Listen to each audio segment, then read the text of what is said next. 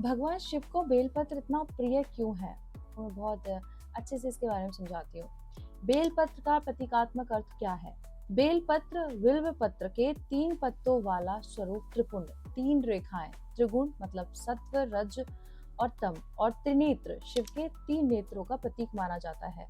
तीनों पत्तियां मिलकर एक बेलपत्र बनाती हैं, जैसे शरीर, मन और आत्मा। जैसे शरीर, मन और आत्मा मिलकर शिव में लीन होते हैं, तीनों पत्तियां मिलकर एक बेलपत्र बनाती हैं, उसी तरह से जैसे शरीर, मन और आत्मा मिलकर शिव में लीन होते हैं।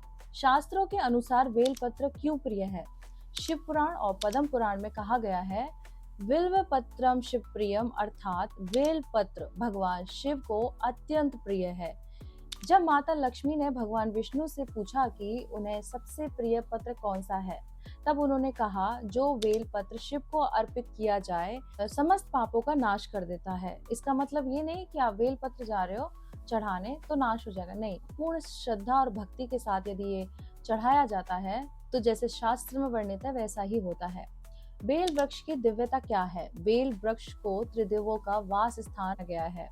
मूल, जड़ मीन्स ब्रह्मा, तनु मीन्स तना विष्णु, शाखाओं और पत्तियों में शिव का वास होता है। बेल का पेड़ स्वयं एक ऋषि तुल्य वृक्ष माना गया है। इसकी छाया, फल, पत्ते सभी पवित्र माने जाते हैं। बेलपत्र अर्पण का आध्यात्मिक भाव और क्या है?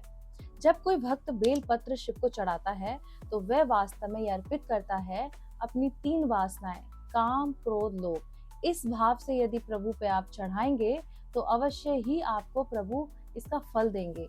अपने 3 दोष, अहंकार, अज्ञान, मोह, और भगवान से वो कहता है, हे भोलेनाथ, मैं ये सब आपके चरणों में अर्पित करता हूँ, कृपया मुझे शुद्ध करें। लेकिन इस भाव को कोई ना जानते हुए बस फूलों की पत्तियों के हिसाब से उसको तोड़ के लाते हैं और परमात्मा पे चढ़ाते हैं और अपनी इच्छाएं मांगते रहते हैं। ये नहीं सोचते कि जो इच्छाएं जिनके कारण उत्पन्न हो रही है उनको खत्म करे। क्या विशेष नियम है बेलपत्र चढ़ाने के? बेलपत्र 3 पत्तियों वाला और कटे फटे ना हो। उस पर चंदन या अक्षत लगा सकते हैं और ओम नमः शिवाय मंत्र के साथ श्रद्धा से अर्पित करें। यदि उसमें चौथी पत्ती गर्भपत्र हो तो उसे कभी अलग न करें।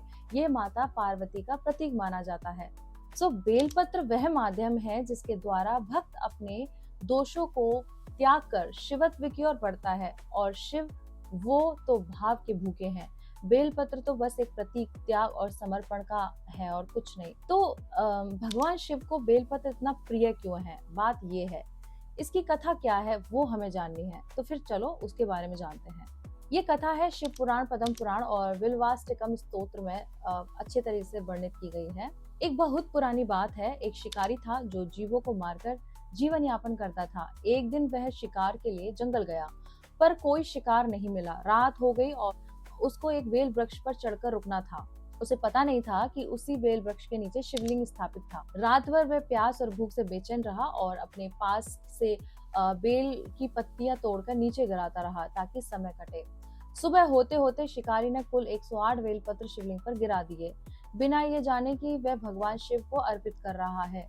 जब वह घर लौटा तो उसके जीवन में अचानक सुख, शांति और समृद्धि आने लगी।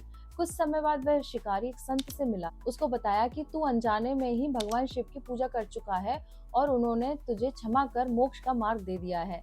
इससे प्रेरित होकर वह शिकारी पूरी तरह बदल गया और भगवान शिव की सच्ची भक्ति करने लगा।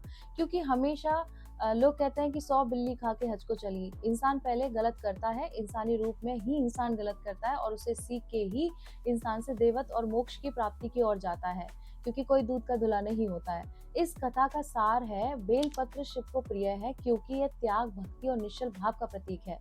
आदमी बनता ही सही तब है जब वो गलत होता है, गलत से ही सही बन के आता है।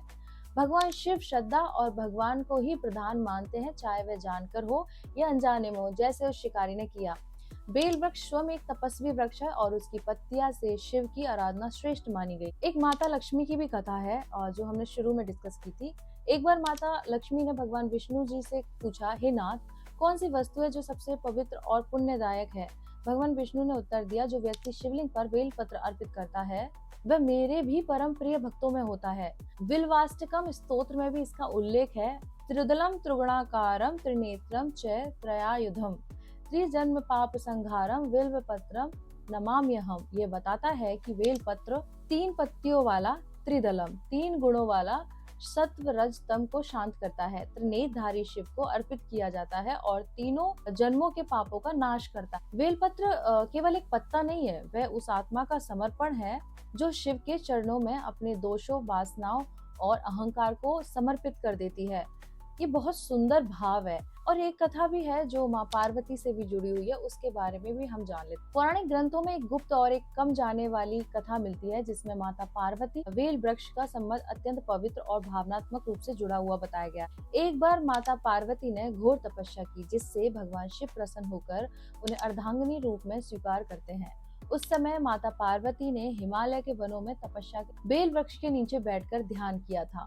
शिव को प्रसन्न करने के लिए बेलपत्र से शिवलिंग की पूजा की। उनकी सत्यनिष्ठ और प्रेममयी तपस्या से बेल वृक्ष स्वयं जागृत हो गया। हे देवी, मैं आपकी भक्ति से धन्य हूँ। आप जिस भी स्थान पर मेरी पत्तियां अर्पित करेंगी वहाँ स्वयं शिव वास होगा।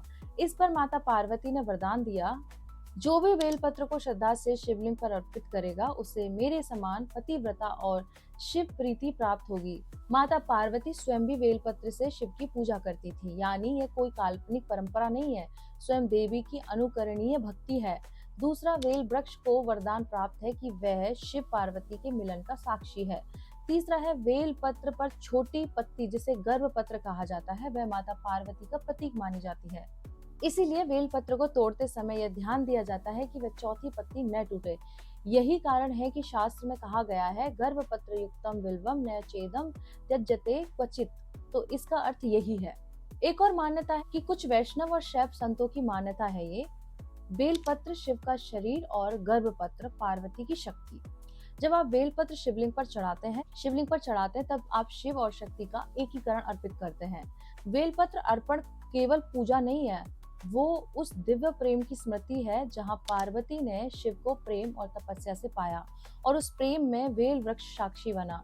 कथा आम शास्त्रों से स्पष्ट रूप से नहीं मिलती है, लेकिन लोक मान्यता, तांत्रिक ग्रंथों और सांकेतिक कथाओं में एक रहस्यमय कथा और मिलती है और माँ गंगा की कहानी से जुड़ी हुई है। ये कथा लोक परंपरा से अधिक मिलती है, शास्त्रों से स्पष्ट नहीं है, पर भाव से स्तर बहुत गूढ़ है।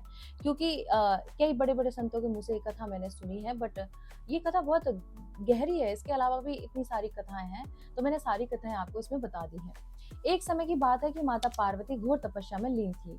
उन्हें भगवान शिव की आराधना करनी थी, पर भोजन का कोई साधन नहीं था। तब उन्होंने बेल वृक्ष के पत्तों को ही भोजन बना। वे रोज बेलपत्र खाती थी, उसी से उनकी तपस्या चलती रही। लेकिन बेल वृक्ष तांत्रिक रूप से शिवत्व से युक्त होता है और उसकी पत्तियां तीव्र ऊर्जा से भरपूर मानी जाती है, उसमें बहुत उष्णता होती है। धीरे धीरे उस ऊर्जा के प्रभाव से माता पार्वती का शरीर काले वर्ण में परिवर्तित हो गया। जब भगवान शिव ने पार्वती को इस रूप में देखा तो मुस्कुराए और कहा, हे देवी, आपने मेरी भक्ति में स्वयं को तपाकर एकाकार कर लिया है, अब समय है तुम्हारी ऊर्जा को संतुलन देने। तब शिवजी ने गंगा माता का आह्वान किया और कहा, हे गंगे, तुम जाओ और देवी को स्नान कराओ ताकि उनका तेज संतुलित हो और उनका शरीर शीतलता पाए। माँ गंगा आई, माता पार्वती को स्नान कराया और उसी क्षण माता का रूप फिर गौर वर्ण हो गया और तभी उन्हें गौरी कहा जाने लगा, यानी शुभ्र प्रकाश में ही सौम्य देवी का प्रतीक। बेलपत्र खाना, तपस्या, त्याग, शिव से एक रूप होने की प्रक्रिया, रंग काला होना, उग्र ऊर्जा, तंत्र, अग्नि तत्व का प्रभाव, गंगा स्नान, संतुलन, प्रेम, करुणा की पुनः स्थापना, गौरी नाम मिलना, देवी का शिव में होकर पुनः प्रकट होना। ये कथा मुख्य रूप से तांत्रिक परंपरा, शाक्त ग्रंथ और कुछ पुरानी लोक कथाओं, विशेषकर बंगाल, काशी और उत्तराखंड में ज्यादा वर्णित है। देवी भागवत, कालिका पुराण और कुछ तांत्रिक उपाख्यानों में गौरी, काली और अन्नपूर्णा रूपों का भी यही भावांतरण मिलता है। जब शक्ति शिव में लीन होती है तो वह अग्नि रूप हो जाती है और जब शिव उसे गंगा के माध्यम से शांत करते हैं तो वो गौरी हो जाती है। तो बात यह है कि माँ पार्वती और गंगा दोनों बहन थी तो अब इसमें कहानी आती है जिसके बारे में आगे बात करूंगी। तब तक के लिए ओम नमः पार्वती पते हर हर महादेव शिव शंभो।